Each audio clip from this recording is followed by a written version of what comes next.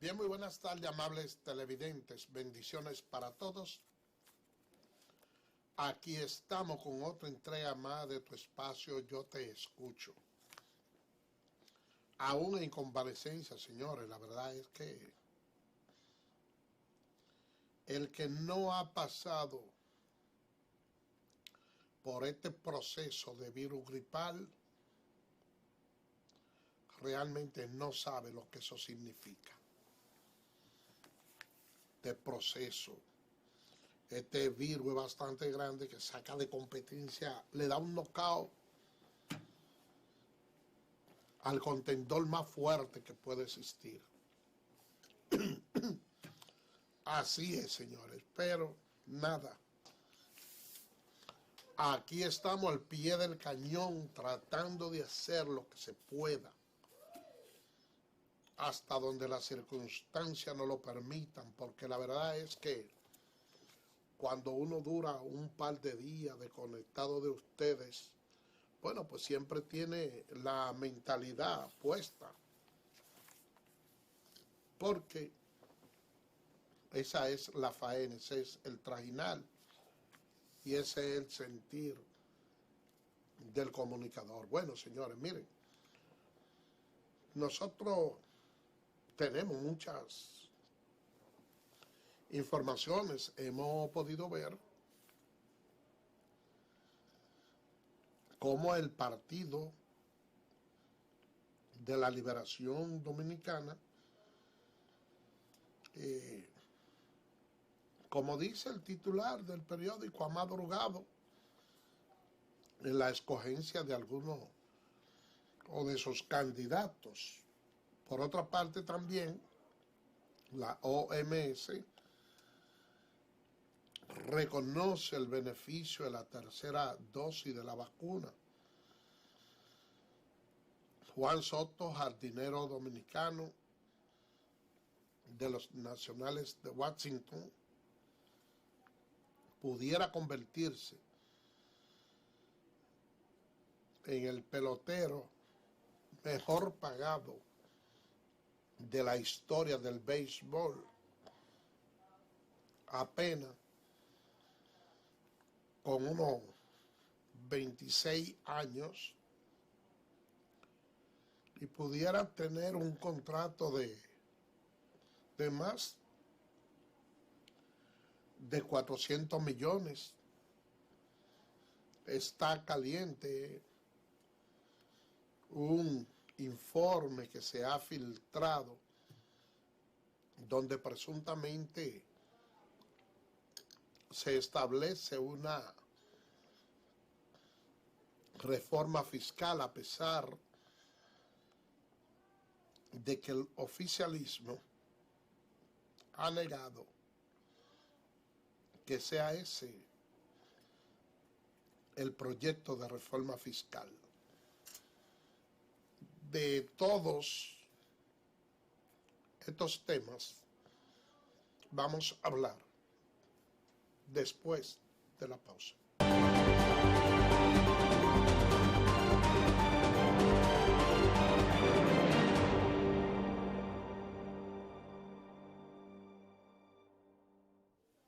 Bien, señores, mire, el secretario general del PLD, Charlie Mariotti, tiene una convocatoria para el 30 de este mes para dejar oficializado ya las aspiraciones presidenciales que tienen algunos miembros de su partido. Por el momento hay unos 5 aspirantes a la presidencia de la República.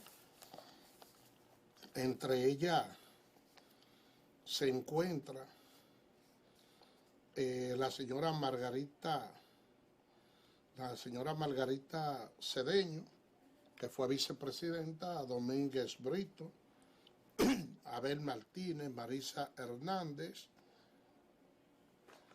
Ya Gonzalo había anunciado que no iba a participar. Yo sé que ahorita se animarán algunas personas. Entre ellos yo espero ver ahí animado a Temístocle Montaz,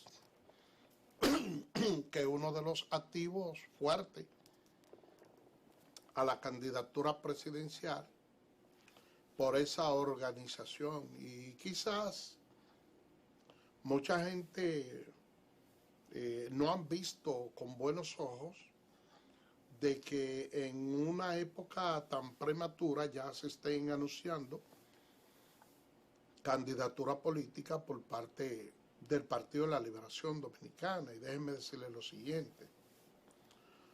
Lo que ha sucedido con esto es lo siguiente. Ya naturalmente, como el PRM ganó las elecciones en los comicios pasados, el presidente Luis Abinader,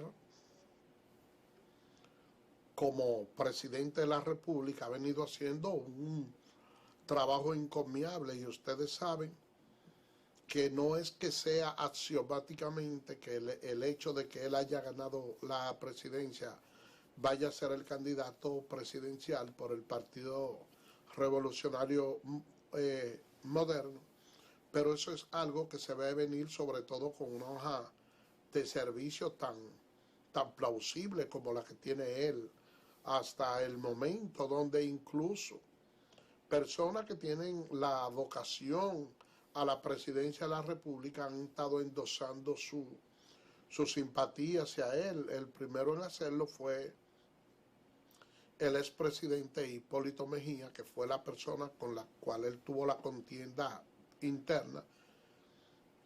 Dijo que favorecía que Luis continuara en la presidencia de la República. De igual manera se manifestó Carolina Mejía, también lo hizo José Ignacio Paliza, y así sucesivamente. No creo que nadie dentro del partido le vaya a hacer una oposición a que Luis Abinader continúe y que sea el candidato presidencial. Ya eso por esa parte está definida. Por la fuerza del pueblo, el doctor Leonel Fernández, todo el mundo sabe que él va a ser el candidato por esa institución y que ha venido realizando una serie de movimientos políticos. De hecho, ha ido desangrando poco a poco al Partido de la Liberación Dominicana, porque muchos de esos dirigentes históricos de esa organización se han ido pasando a la fuerza del pueblo. Y no cabe duda que fue un buen movimiento en la ficha del ajedrez por parte del PLD, anteponerse a todos esos, a todo ese sangrado y a todos esos movimientos adversos que viene teniendo el PLD después de su derrota y de los sometimientos por actos de corrupción. Algunos de los principales dirigentes, sobre todo aquellas personas que están en el entorno del expresidente Danilo Medina, sus familiares. Entonces, el PLD dijo, bueno, vamos a hacer esta jugada maestra. Vamos a ir promoviendo aspiraciones presidenciales a lo interno. Vamos a ir dinamizando la masa del partido. Vamos a ir trabajando para ver de qué manera nosotros logramos nuestra reunificación, evitamos el sangrado hacia la fuerza del pueblo y entonces nos metemos en lleno por la lucha política, porque de una forma u otra se trata de un partido que de los últimos 24 años ha gobernado 20. Entonces, pues lógicamente no iba a quedarse de brazo cruzado. Y ahí están ya algunas de las candidaturas que están saliendo a flote. De igual manera, uno espera que el Partido Reformista también inicie una serie de trabajos de recomposición interna, porque al igual que el PRD, se han convertido en dos partidos bisagra. De parte del Partido Reformista se ve un poquito más de movimiento y de posibilidad de que se pueda hacer una reestructuración interna. Sin embargo, dentro del PRD yo no me siento tan optimista porque ustedes saben cómo ha sido a lo largo de la historia el señor Miguel Vargas Maldonado.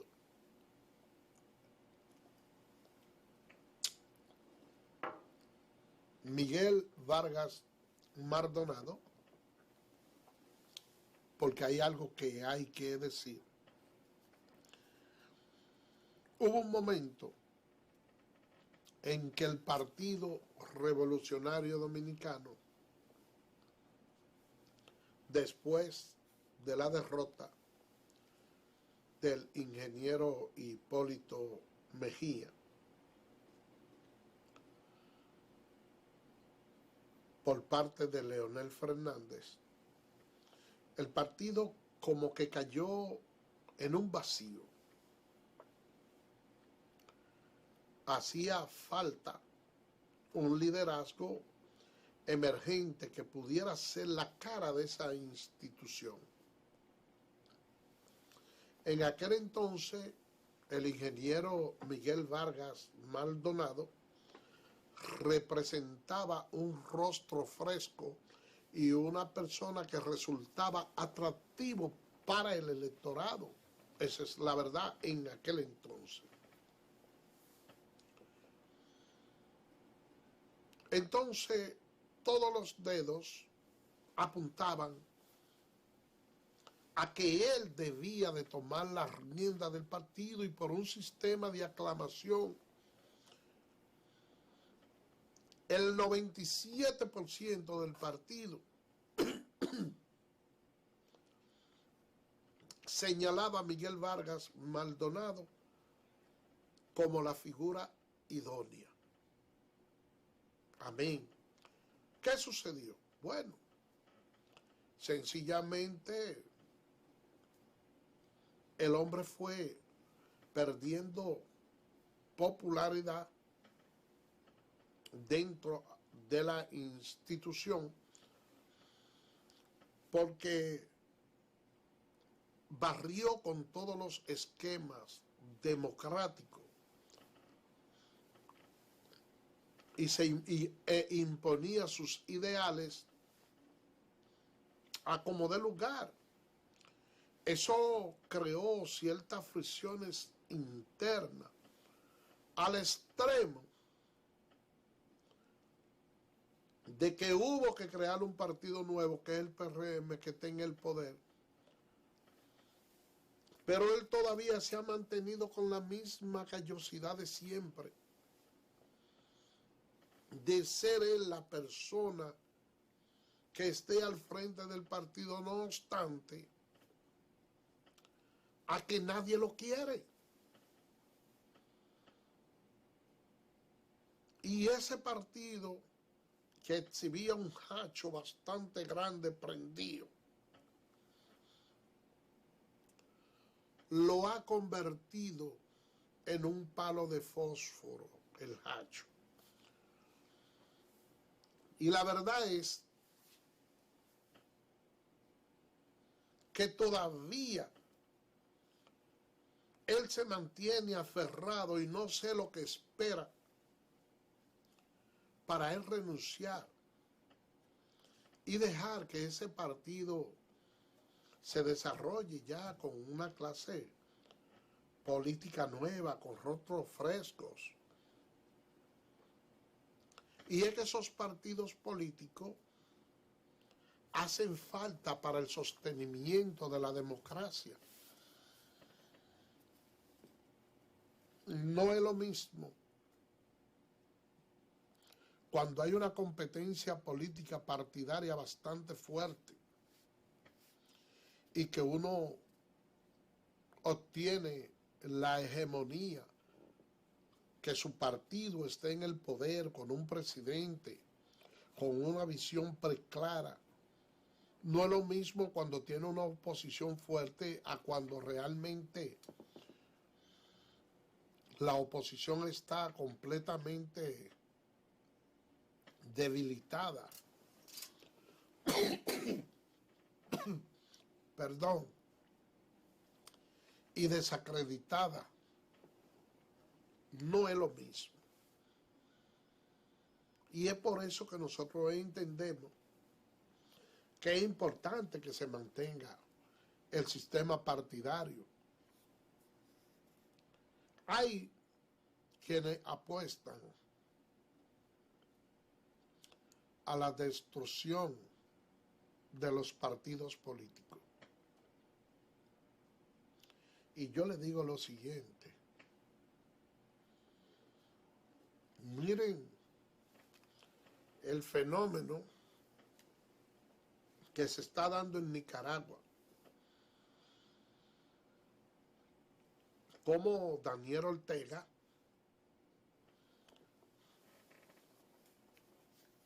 se ha mantenido en el poder en base a la fuerza, en base a la destrucción de los modelos democráticos. Todo el que le hace oposición o el que difiere de su gobierno, entonces lo apresa. Miren en Venezuela, allá se destruyó el movimiento partidario. Hubo una ocasión donde se tildó a Chávez de dar un golpe de Estado, cayó preso. Luego que salió de la cárcel, consistió mucho la atención del electorado. Fue como candidato a la presidencia, ganó, pero nos dejó una herencia maldita con Nicolás Maduro.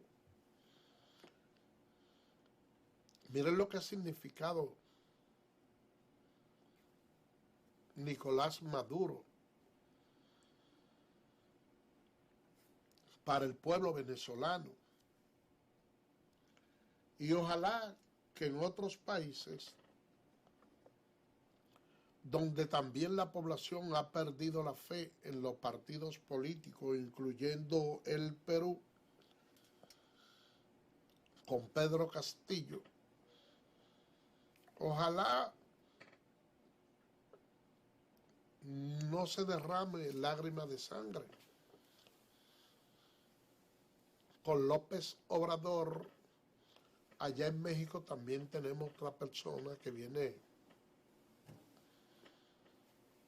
de otra corriente que no son de un sistema partidario fortalecido.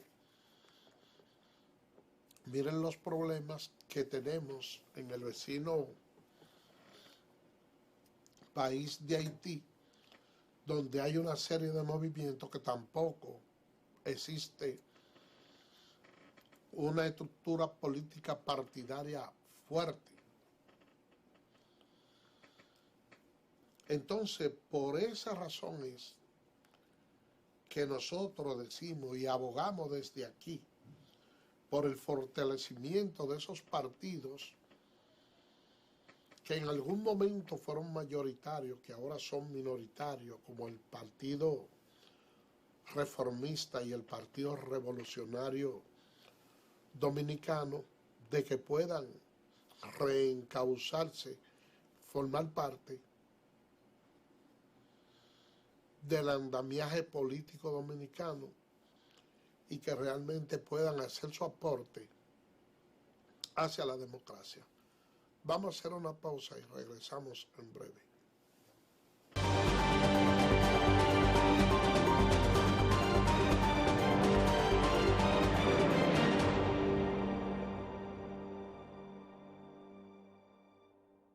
Gracias por permanecer con nosotros.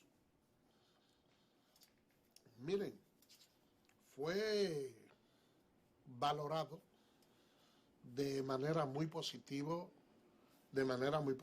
la entrega del almuerzo escolar que se ha hecho con una calidad increíble, donde las evaluaciones dicen que sobrepasa el 75% de la aceptación, con moro de habichuelas rojas, carne de res, ensalada. Eso también incluye merienda, entre otras cosas. La verdad es que yo estuve viendo en estos días cierta movilidad al lado en los alrededores del INAVIES, porque habían algunos proveedores que no cumplían con los estándares de calidad y que no habían completado bien su proceso, y en medio de esa situación, pues lógicamente que no se le podía otorgar a ellos el beneficio de que se convirtieran en suplidores del Estado para esos almuerzos escolares. Pero siempre por parte de la oposición y de algunas personas que viven de la anarquía y el desorden, entienden que haciendo cierto escándalo en los medios de comunicación, entonces hay que colocarlo de manera arbitraria, aun cuando no cumplan con los requisitos de rigor, y eso no es así. Porque la verdad es que el tema del desayuno escolar requiere de una responsabilidad, de una calidad que es indudablemente algo que no puede dejarse en manos de quien sea. Entonces muchas personas entienden que cuando se forma el desorden, ellos, como dice el refrán, que más revuelto, ganancia de pecador, entonces ellos logran colarse. Pero el señor Cecilio Rodríguez, quien ha estado haciendo un excelente papel en el INAVIE, tiene la seguridad y la certeza de lo que está haciendo, y sencillamente ya se está repartiendo el desayuno escolar, pero en la forma de vida, en la forma correcta. Y fíjense que las calificaciones y los elogios que ha recibido ese almuerzo escolar han sido bastante buenos en base a la evaluación, y así es que tienen que ser los funcionarios. Tienen que ser en cierto aspecto personas con sensibilidad humana para escuchar a los demás, pero también con el suficiente juicio para no dejarse imponer lo que quiere el otro. Así que felicidades al señor Cecilio Rodríguez Bolívar, cariñosamente, como les decimos a aquella persona que los conocemos desde hace mucho tiempo. Felicidades por la buena gestión y sobre todo por ese almuerzo escolar, muy bueno. Vamos caminando bien, se está viendo el cambio. Ustedes saben que ahí anteriormente esos almuerzos escolares se hacían por amiguismo, y habían personas que, aún sin cumplir con los estándares de seguridad ni los niveles de higiene adecuados, improvisaban en cualquier patio, cualquier cocina de esa, y sin ningún tipo de concurso, sin ningún tipo de preparación ni de formación, simplemente por amiguismo político, se le otorgaban y se le daban a cualquiera, señores. Así no. El presidente Luis Abinader ha estado haciendo un gobierno y el ministro de Educación, Roberto Fulcar, que está al frente del Ministerio de Educación, han querido que cuando se hable en materia de educación en la República Dominicana, se hable de un antes y un después. Ustedes verán que nuestro país, en materia de educación, cuando lleguen esas evaluaciones de esos organismos internacionales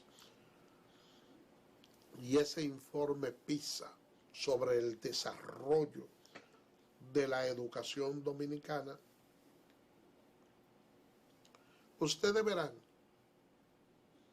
que va a haber un salto cualitativo. Y a eso que nosotros tenemos que apostar. Miren, a mí me produjo mucha preocupación el hecho de que la República Dominicana tiene capacidad para unas 19,000 plazas magisteriales y fueron a concurso casi 100,000. Perdón, ustedes saben lo que es esto. Estamos vivos. Y al momento de hacer la evaluación a los maestros, apenas calificaron unos 11,000 de 19,000 que requería el ministerio, porque la mayoría no tenía la preparación para dar clase. Y yo digo que esos profesores que no alcanzaron ese nivel no deben bajar la cabeza, todo lo contrario. Deben mantenerla erguida, seguirse preparando, formándose para en un futuro poder seguir formando parte del sistema magisterial, y que nosotros debemos traer profesores desde fuera para preparar nuestros maestros, sobre todo del área de Cuba, que hay muy buenos docentes, y que el país debe seguir adelante. Entonces, cuando uno ve que a nosotros nos tienen calificado en los últimos lugares en materia de educación, no podemos ir dando cuenta a través de ahí el mal de fondo que venimos arrastrando, esa falencia en educación. Y déjenme decirle que eso no es solo en el área de educación. Eso es en la mayoría de las carreras. Porque ustedes saben que la clase magisterial juega el papel principal en una sociedad para su desarrollo. ¿O es que acaso a alguien se le ha olvidado que lo que tenemos formación en otra área, entiéndase abogado, periodista, médico, todos necesitamos de los profesores para hacernos profesionales en las diferentes áreas. Y cuando hablamos de los profesores, la mayoría no piensan en el Ministerio de Educación Superior, simplemente piensan en los profesores que le imparten clase a nuestros estudiantes hasta el bachillerato. No. Ustedes saben, señores, lo que se está dando ahora en las universidades, en las diferentes áreas. Ustedes saben que como estudiantes siempre hay que preparar una serie de trabajos que le encomiendan los profesores de las diferentes áreas a los estudiantes para ir haciendo algunas evaluaciones de esa práctica. Por ejemplo, esos estudiantes de derecho, alrededor de la universidad siempre hay unos centros de internet, unos centros de estudio que la gente utiliza para ir a hacer trabajo que le asignan a algunos profesores. Y ya esos digitadores que están ahí, perdón, cuando un estudiante de derecho va y dice, mira, yo tengo que hacer un trabajo, una práctica de Civil 4, Civil 5, o lo que sea. ¿Cuál es el profesor? Fulano de tal. Ellos se meten al computador y le dan trabajo de Civil 4, profesor tal y tal y tal. Bueno, pues déjenme decirle que la mayoría de los trabajos que se han hecho ahí, que ellos lo tienen grabado, son qué sé yo cuántas hojas. Anteriormente, cuando nosotros estudiábamos, lo hacíamos a mano, en hoja, la grapábamos y le decíamos al digitador, digítanos eso. Y le dábamos seguimiento. Bueno, podemos decirle que ya no. Ya ahora dice, ya yo lo tengo. Y muchos estudiantes vagos que no han estudiado los temas, que no lo han preparado, sencillamente agarran uno de esos. ¿Cuántas páginas son? Tiene tanta, una hoja de presentación, una conclusión, una introducción. El digitador se gana todo su dinero sin tener que fajarse a digitar todo eso. El estudiante no ha hecho la investigación, no ha estudiado, poco le importa lo que diga ahí tampoco. Y se da el caso de que cuando los profesores revisan algunos, porque hay otros que tampoco le importa revisar, nada más ven si se le hizo el trabajo o no. Pero los que tienen la argucia de revisar, muchas veces se dan cuenta que es el mismo trabajo, con diferentes hojas de presentación, diferentes introducciones y conclusiones, pero que en esencia es el mismo trabajo. Muchas veces la bajan de la internet. Y algunos profesores ortodoxos en sus clases que quieren que verdaderamente los estudiantes por lo menos lean o aprendan algo, le están diciendo, yo no lo quiero a computadora, yo te lo recibo manuscrito. A esos niveles hemos llegado con la tecnología. Por eso es que están saliendo muchos profesionales con poca capacidad, con poca formación, a las calles,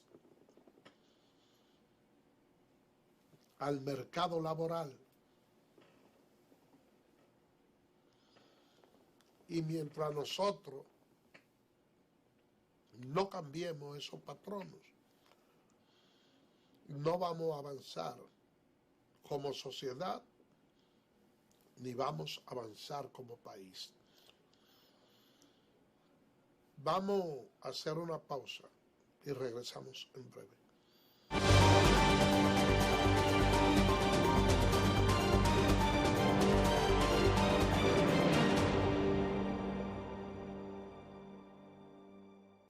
Bien, gracias por permanecer con nosotros. Miren,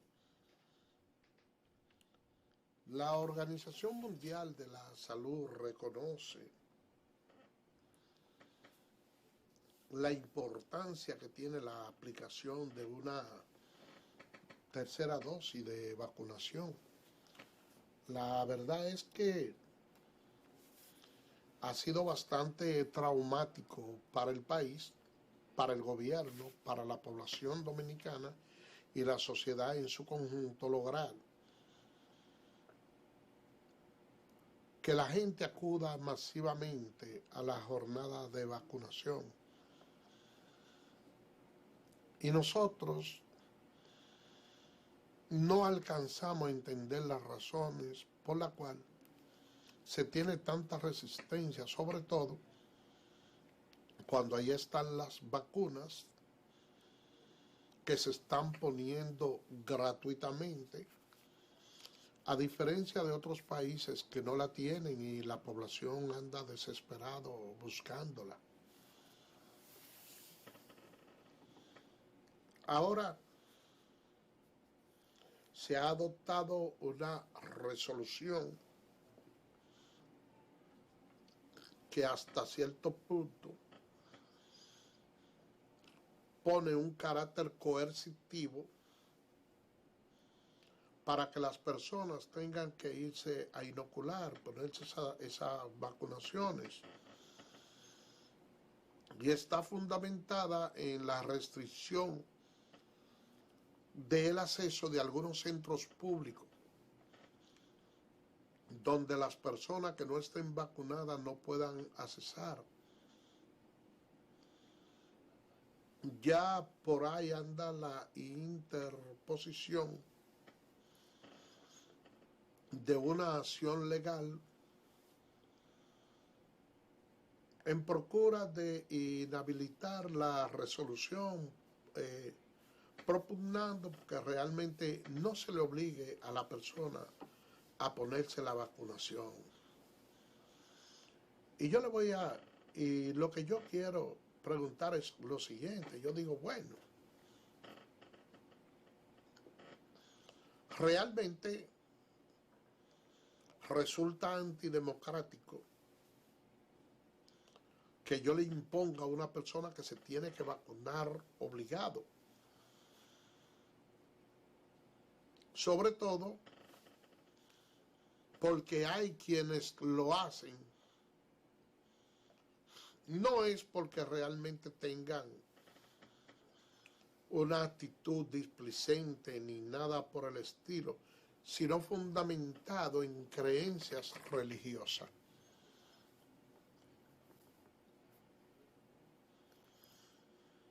Porque hay algunos pastores de iglesia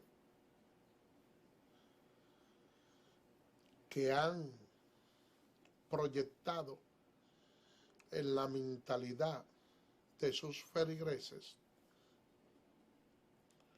de que se le está inyectando algún chip a la persona con esas vacunas para lograr tal o cual propósito. Al margen de la creencia que pueda tener cualquier líder religioso, a los cuales respeto, nosotros tenemos una realidad palparia. Y es que las personas que se están muriendo son las que no se vacunan. Y uno puede ver las estadísticas, que son bastante elocuentes, entre la cantidad de personas que diariamente mueren. Uno puede notar que los que tienen las 3 vacunas no se están muriendo. Y que el 80% de todas las muertes registradas, sin importar la cantidad de vacunas, le corresponde a personas que no se han vacunado. Entonces de ahí usted hace la deducción y usted determina si es pertinente vacunarse o no. Pero vamos a suponer que usted lo haga por un asunto religioso. Usted decide, yo no me vacuno. Perdón. Pero eso lo convierte a usted en un vector para infectar a otras personas. Entonces yo tendría derecho a decir, si tú quieres, no te vacunes. Pero este es mi hogar. Y yo no acepto en mi casa personas que no estén vacunadas. O este es mi negocio. Y yo no le vendo a personas que no estén vacunadas. Yo creo que ambos tenemos derecho. Si yo no te puedo obligar a vacunarte, tú no me puedes obligar a que yo acepte estar con personas que no estén vacunadas.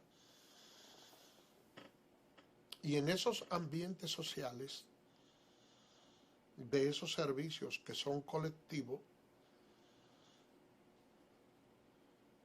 están regidos en la mayor parte por empresas. Pero ¿qué sucede? Que el Código Laboral dice que los empleadores están en la obligación de garantizar a sus trabajadores que cumplen con todas las medidas preventivas de seguridad y que el empleador que no cumpla con esas medidas preventivas de seguridad, si el trabajador como consecuencia de eso decide ponerle término al contrato de trabajo, entonces el empleador está en la obligación de pagarle las prestaciones laborales a ese trabajador. Entonces, si yo no hago la exigencia de que se cumpla y me pueden condenar e imponerme sanciones, resulta inequitativo que yo tampoco me pueda defender del que me pueda llevar el contagio. Y esa es la situación, señores. Miren, vacunarse es lo seguro, no mata gente. El no vacunarse sí. Vamos a vacunarnos. Vamos a poner de nuestra parte para que haya una sociedad sana, una sociedad sin trauma, una sociedad sin problemas de salud. En estos últimos días que yo he tenido que visitar el médico con frecuencia, señor, Señores, mire, yo les digo que una de las peores cosas que puede suceder en este país es usted enfermarse. Porque la medicina aquí es vista como un negocio. Y si usted no tiene seguro, la verdad es que resulta abusivo y penoso usted ver cómo le ordeñan los bolsillos. Por el día de hoy, señores, hemos llegado al final. Mañana, Dios mediante, estaremos con otra entrega más de tu espacio. Yo te escucho. Así que, bye bye.